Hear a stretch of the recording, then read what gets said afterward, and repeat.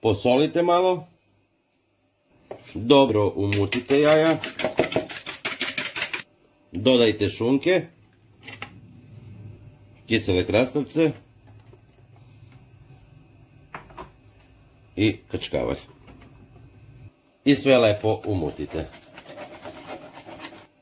Uzmite jednu okruglu tepsiju, stavite hleb unutra i uzmite nožem i zasecite hleba.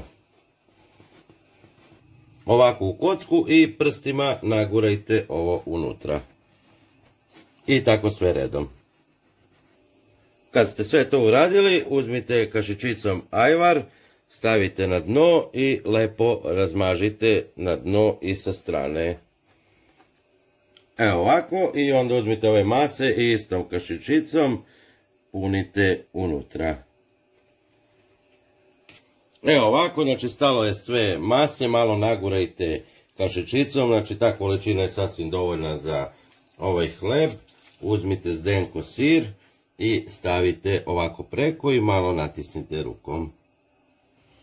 Kada ste poređali Zdenko sir, uzmite peršun i stavite preko. I stavljamo u zagrejanu rernu na 200 stepeni.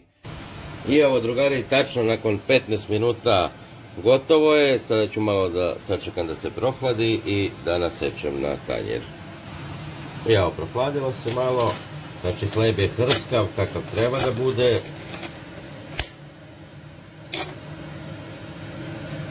Evo vidite unutra, znači stvarno je softano, sir je taman pred topljenje i to je to. Pravite drugari, javite, veliki pozdrav za vas, ćao!